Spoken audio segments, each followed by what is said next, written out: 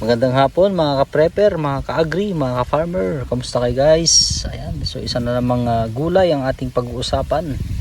Kung bakit ito napakagandang itanim at napakainam na ito'y itanim natin sa backyard o sa bukid o sa farm. Kasi ito po, very sustainable po to. Isang sustainable na gulay kasi ito po, pag itinanim mo to, yung cycle niya, dito mo na rin kukunin yung susunod na binhi. So pakita ko lang guys, katulad po nito. So kinuha na ni tatang yung butil niyan, yung kulay yellow dyan na hinog na bunga niya. So yun po yung sumusunod na binhi or second gen. Ito kasi hindi naman pinag-uusapan dito kung ilang generation na to, basta maganda yung buto na makukuha mo dun sa bunga na mahihinog.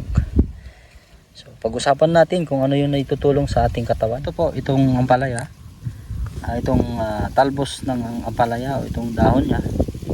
Yan, ito magandang isahog sa tinolang manok. Ayan, so masarap din na isahog. Tapos yung iba, minsan niluluto nila, sinasawagan nila ng sardinas. Ayan, so itong dahon nito mabenta sa plaza, magandang kaya gustong gusto ng mga may diabetes. Ito po kasi kinokontrol niya yung dami ng glucose ng dugo natin pag kumain nito dahil mapait. So parang ito nagiging natural insulin. So kinokontrol niya yung glucose ang dugo natin at ang kainaman nito, hindi lang yung talbos ang nakakain dito guys, pati rin po itong bunga nito ay katulad nito. Ayan, so may bunga na siya. Yan siya, isa pa malaki pa lang.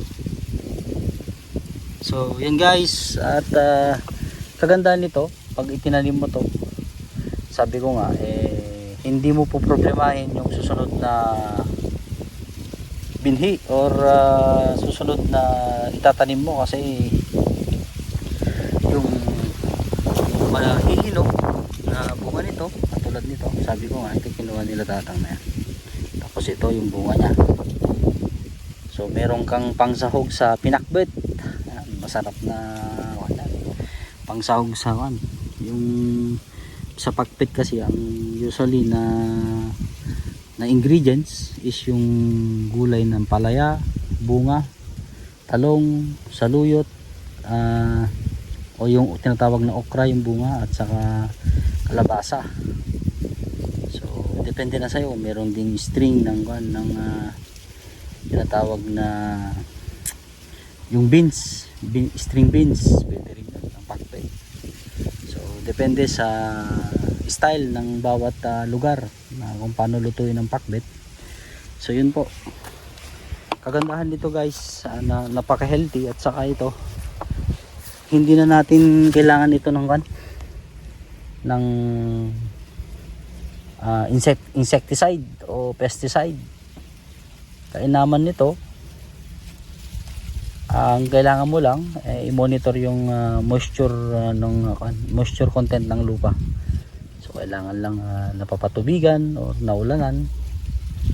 So yung water source, pangangailangan ng tubig. So mainam po ito na itanim natin. Ang kagandahan nito kasi pagka tayo mga ka-prepper, yung mindset kasi natin o ang iniisip natin is yung sustainable siya.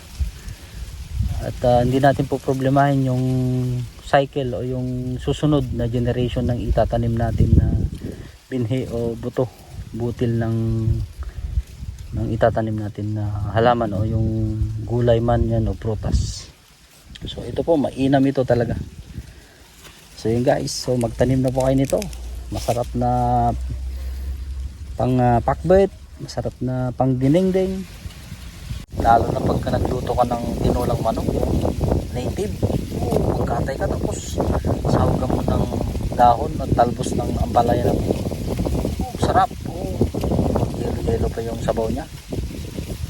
So ang dami pong benepisyo nitong gulay na to, itong ampalaya, lalo talaga sa mga diabetic. Ayan, mainam talaga to, lalo pag fresh.